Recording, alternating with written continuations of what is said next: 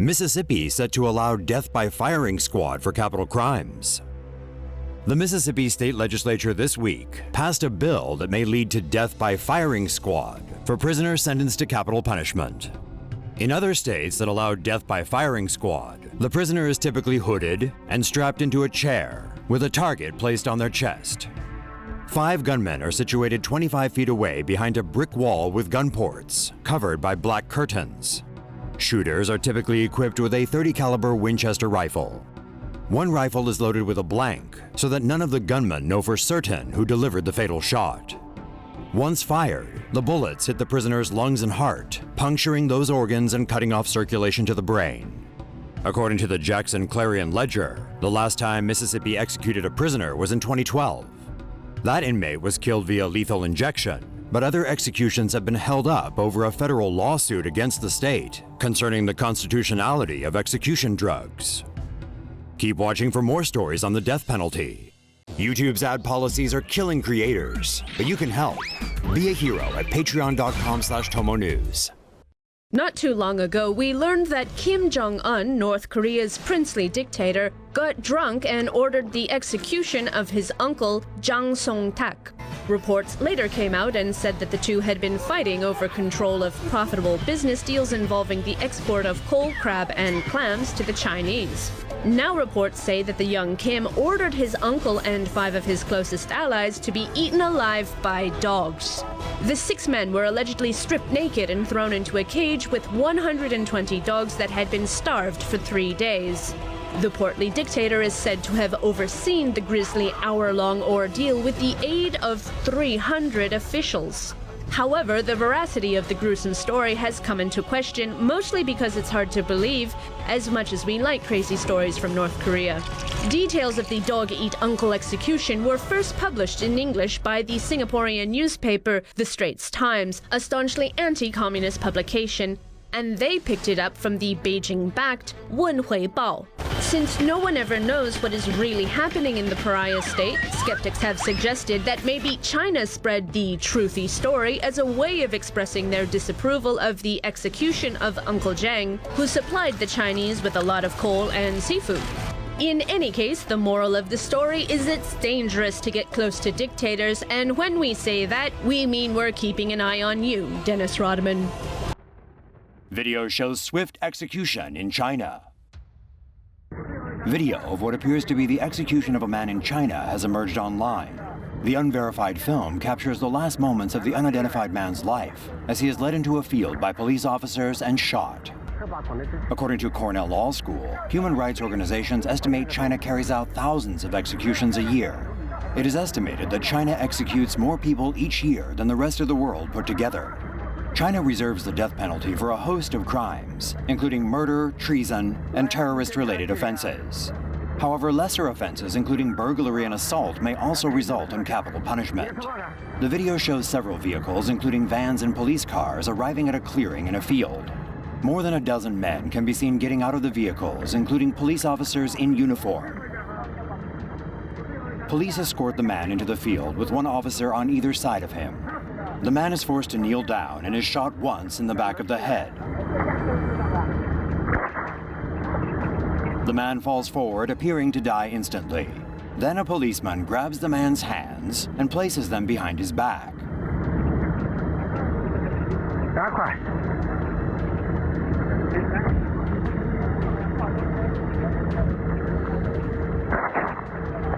The executioner then fires another shot into the back of his head. A photographer stands over the man's corpse and takes photos of him as the executioner reloads his gun a couple of feet away. Almost out of view of the camera, the executioner then fires another shot into the back of the man's head.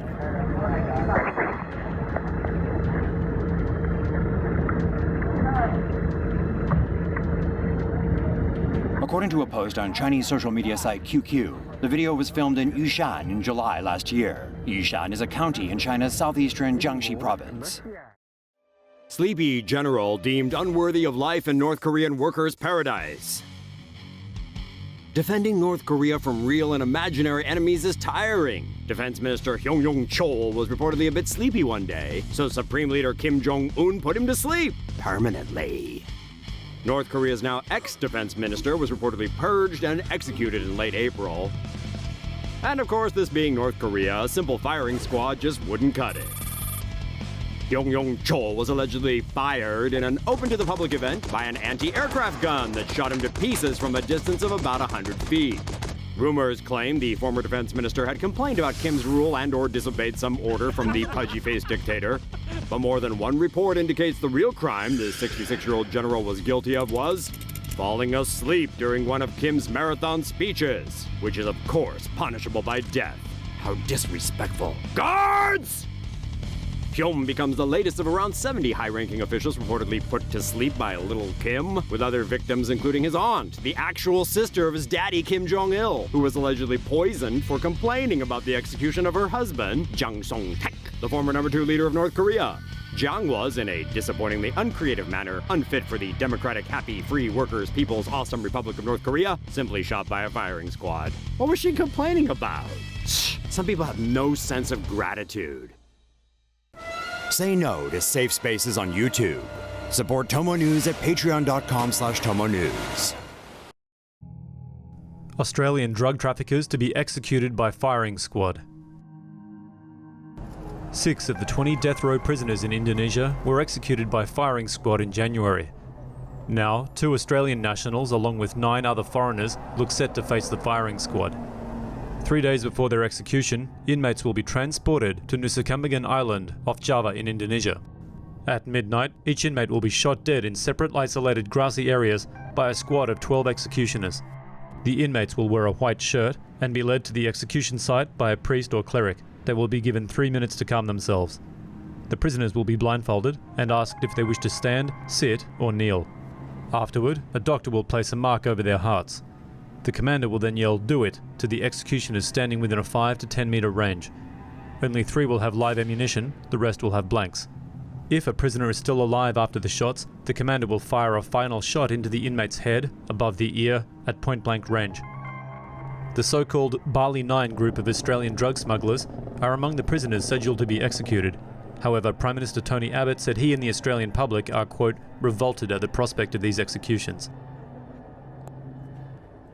Death by flamethrower! Just another creative day in the awesome Democratic People's Republic of North Korea.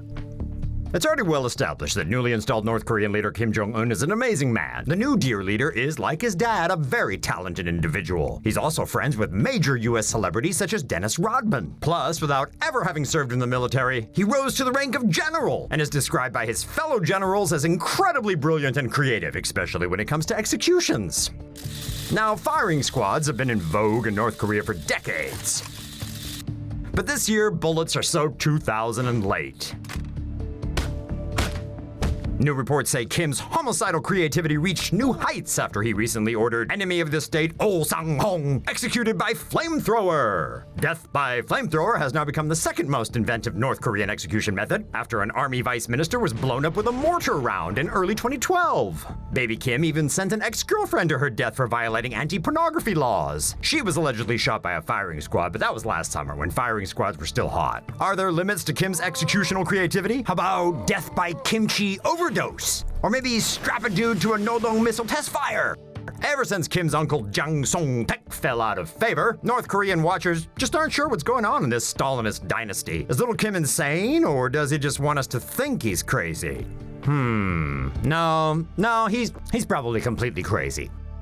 Execution a bloody mess. Man takes nearly an hour to die. Clayton Lockett was convicted of murdering a 19-year-old woman, Stephanie Neiman, by shooting and then burying her alive in 1999. Lockett was scheduled to die by lethal injection, so doctors used a combination of midazolam, becuronium bromide, and potassium chloride in an experimental cocktail. The Oklahoma State Penitentiary had never used midazolam before in a lethal injection. The only other state to use the sedative in lethal injections is Florida, but Florida uses 5 times the amount Oklahoma administered to Lockett. After Lockett was given the initial injection, doctors noticed there was something wrong with the intravenous line and attempted to insert a second IV line. The doctor was sprayed with Lockett's blood as he attempted to place the second line. The execution was actually halted, but Lockett died 43 minutes later from the initial cocktail. Lockett's death is controversial as death row inmates are now claiming that testing new cocktail combinations for lethal injections on them constitutes cruel and unusual punishment.